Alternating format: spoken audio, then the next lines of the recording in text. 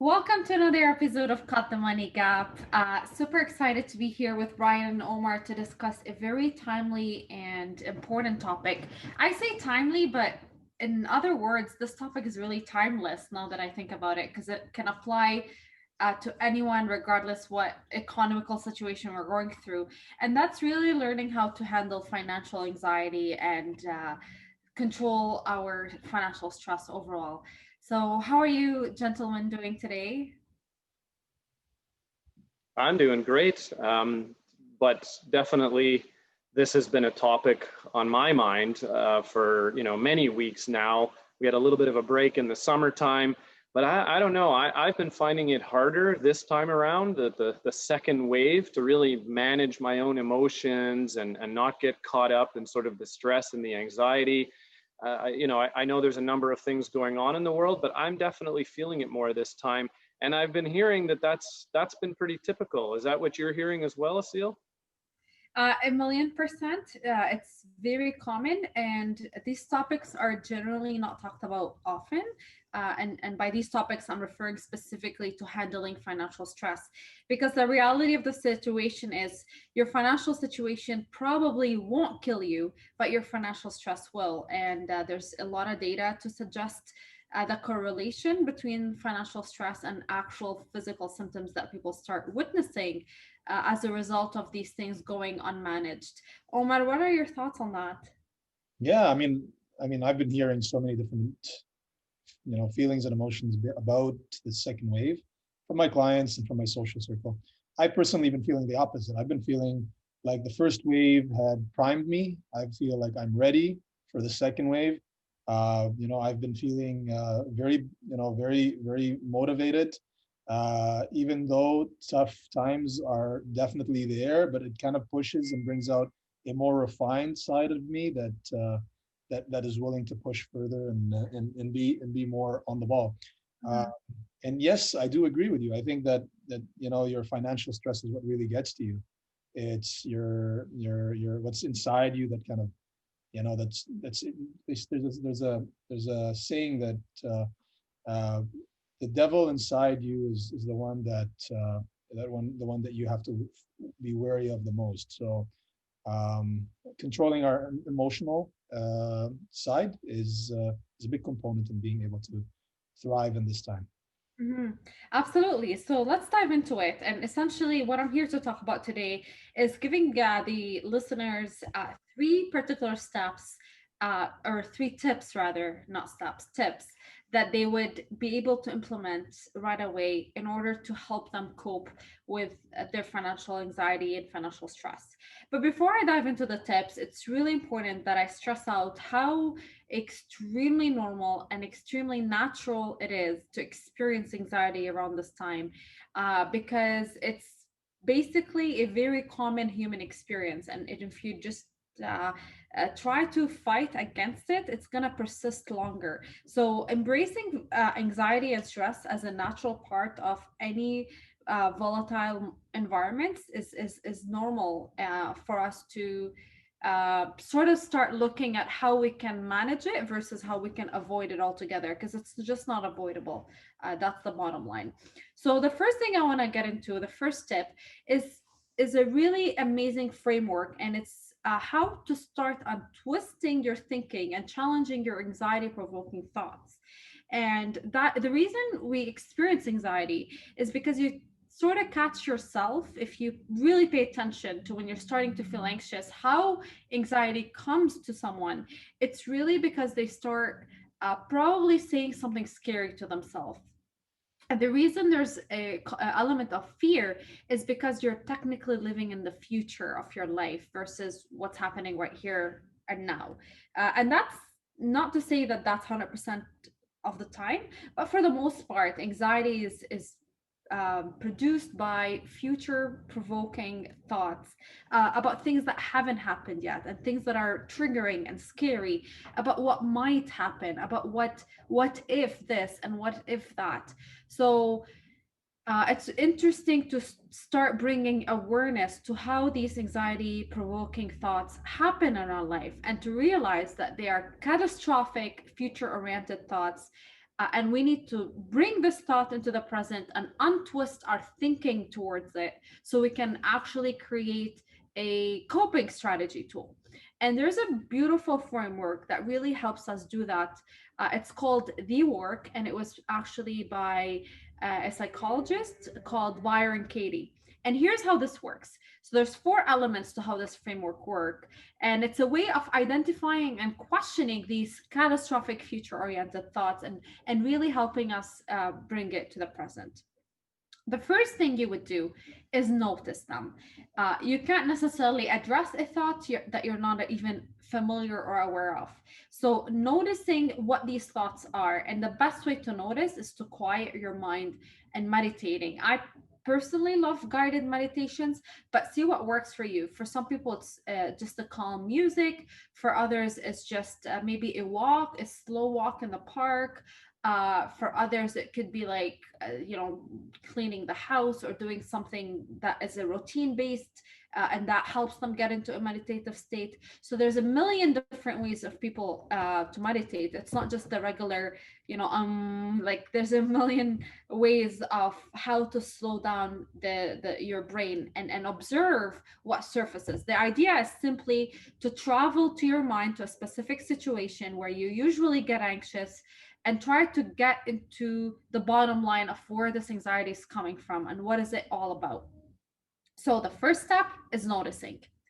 The second step is to start writing down and capturing the stressful thoughts that come out as you start observing them. So writing them down is very, very important because you allow yourself to just observe what comes out without censoring yourself, and it's an opportunity to discover the cause of your stress and your emotions in that moment.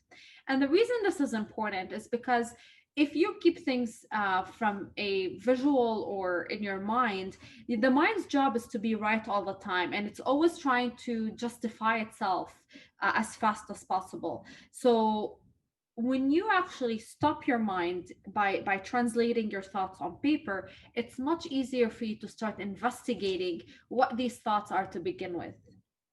So that's why writing is a powerful tool, because it forces you to slow down even further, and it gives you the opportunity to investigate what came out. Sometimes I have clients who get surprised but what they wrote because they didn't expect that. It's just a different tool that targets a different area in your brain.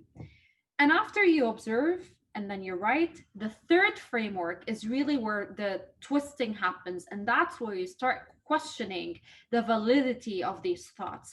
So you start examining, what is my anxiety all about? What is it truly that I'm worried about? What is it that I'm fearful of? And then you start questioning the validity of how realistic these thoughts are. So the first question, there's four questions that you can ask yourself in this particular stage. Is it true? And if the answer is yes, then you challenge yourself even further. Can I absolutely know that it's true? And then the third question would be, how do I react when I believe this thought? And the fourth would be, who would you be without this thought? So let me put this in perspective, and perhaps I will practice with either Omar or Brian to put this in perspective. So let me actually do that. Who can I get a volunteer between Brian or Omar? All right, guys, Sure. all right, Brian, awesome. So Brian, if you said you can relate to what's happening here. If you were to go to a recent scenario where you had an anxiety around financial stress in particular, can you articulate one thing you were anxious about? I'm sure there's a whole bunch of things that went through your mind, but let's extract one specific phrase that summarizes the experience for you when this anxiety took place. What were you? Sure, absolutely. So one thing that happened to me sort of right around the beginning of September was my the person who was working with me. We were talking about her coming on full time, so not just being, there part time, but actually coming on full time. And of course, immediately my question was, "Wow, okay, so given the state of things, the state of everyone, is my business going to be able to support, two full time people, myself and somebody working with me?" So you felt anxious about whether or not you're able to support that person. Right. And when you were experiencing a lot of anxiety, the idea about the anxiety, if it was to be from an intense perspective, it could be going into a state of catastrophic future oriented thoughts of my business is not going to be able to sustain this person and I'm going to put her life or her financial stability at risk. That's like the extreme version of it. Would that be accurate? Yeah, and just the details around that as well is she was leaving her full-time work and would have to be out of that for at least a year. She's a teacher, so she applied to take a leave of absence for a full year. So it's like, okay, well now I have this responsibility of this person to they're making this big decision. So that was the catastrophic part that you start to go to is like, oh my goodness, I now have the responsibility of another person for the next year. Hmm. And a lot of business owners are probably gonna resonate and relate to this because a lot of business owners had to make the hard choices, or sometimes even it's really not even a choice. At times, you cannot control these particular decisions, and they have to happen. Especially in certain industries like retails and restaurants and things of that nature. So I can resonate with the fact that this was an anxiety producing thought for you. So if that catastrophic thought, after you quiet your mind and you observe what's going on and you translate these observations into paper, let's say one of the thoughts that you came across is, I'm putting this particular individual's future into jeopardy because I don't know what's going to happen with my business. So you ask yourself, is it true? And you say, well, yeah, I am asking, like, she is taking a year leave of her job and she's working with me. But then you say, is it absolute? Do I absolutely know that it's true? And the idea is not necessarily, because this person may be working for fun. At this point, she could have financial freedom already, and she's just working because she wants to work and contribute to something. You are not aware of what her financial situation is. You're not aware of the risk she's taking, because that's ultimately her choice to make, not yours. It's ultimately her cost benefit analysis to go through and not yours. And you could just gonna start thinking about that. How would I react if I believe that this thought is true? Then maybe if you were to believe that wholeheartedly, that you may be jeopardizing this person's future, then you may not even have taken her on as a full-time employee. And who you would be is that fourth question. Who you would be without this thought is somebody who's capable of taking risks in their business, and taking on opportunities and evaluating different things at different turns, and really looking at the present of the company, but also the future goals that can sustain the growth of the company. And instead of being worried about your company jeopardizing someone's future success, it would be more of, how can I make my company steadier and stable in order not only to sustain her income, but even grow even further than that. So it's just reversing the psychology. It's like, instead of being crippled by this fearful thought, who can I be if this thought was exactly the opposite of that? That's the framework. So I'm just going to repeat the four questions quickly. Is it true? Can I absolutely know that it's true? How do you react when you believe that thought? And who would you be without this thought? And these are really, really empowering framework for that. So I don't want to, stay a lot of these questions because we can dive so much deeper. But the last thing you do is you start turning it around. So if your thought originally was, I'm putting this person's financial future in jeopardy, then turning it around would be, I'm empowering this person by giving her the choice of a new career. Or I'm empowering this person by giving her the opportunity to be involved in changing lots of people's lives, because that's what I do. And now she'll have the opportunity to do that with me. So just twisting it around, and finding a way that can give you even more strength to, every time you notice this thought, to twist it around in ways that resonate with you, not in a fake, the world is amazing hoopalala stuff, but something that is truly resonating. So that's the work. That's amazing framework that I thought which I would share with the listeners in order to empower them with this knowledge. The last two things that I quickly want to mention is to find a way to feel financially in control. There's a lot of things outside our control these days, and that's okay. But you can certainly do something that you feel you have control over. It's as simple as stop watching the news if that's really something that is gearing towards your anxiety, because that's what the news is literally programmed to do. And also to create internal and external support systems for yourself and to truly see out of all these things that I have no control over, maybe I can put this much away a week for savings, or maybe I can make sure that I do not spend more than this much on X amount of the whole different budget categories that I have. And there's a whole bunch of things you can create to feel that you have control over certain financial elements of your life, and that helps you reduce your anxiety. So these are my tips. I hope this was helpful. Any thoughts before we conclude? I I'll would, just say that oh, sorry, Omar.